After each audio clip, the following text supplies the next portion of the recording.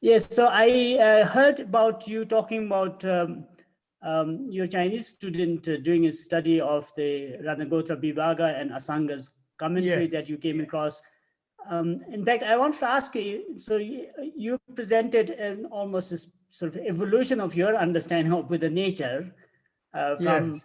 first understanding it as a way to avoid a nihilistic understanding of selflessness, and then moving Yes. on to like Avatara understanding, and now a more sort of absolutist understanding presented in the Ratnagota Vibhaga. Do you think Mhm. that's also the kind of phase the Western understanding of Buddha nature as a whole has gone through, or is this more personal? Well, I don't know. I don't think that most Western people, I think most Western scholars who study about it, I don't think they think of it as like the Buddha's presence in one, because I don't think they acknowledge, or, in other words, I had read Ratnagotra Vibhaga long before that, but somehow it didn't click in my mind until I read that commentary. I had to edit it in detail because my Chinese student, English was not his mother tongue, and so on, and his translation into Chinese was stronger for him, and so I had to do a lot of editing on the English. And as the editor of the series, we published it.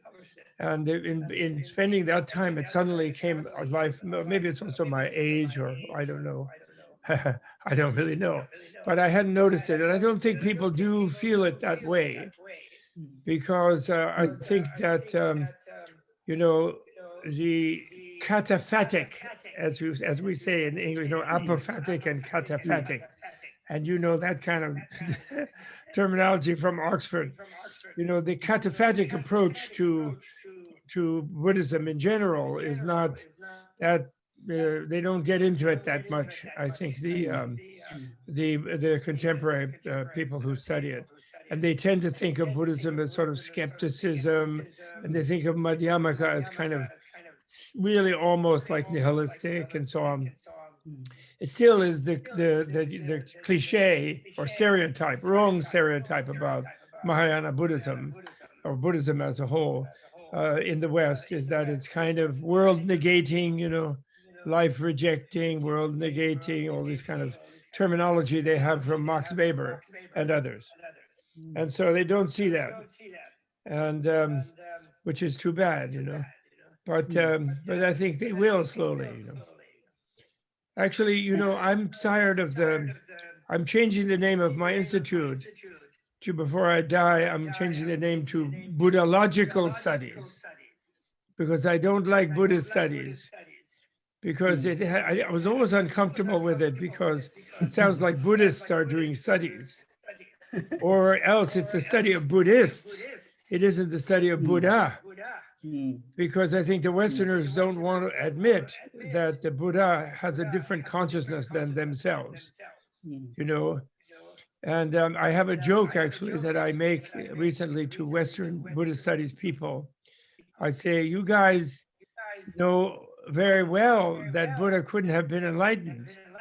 And then they look at me and they say, why do you say that? And I say, well, because Buddha didn't have a PhD from Oxford.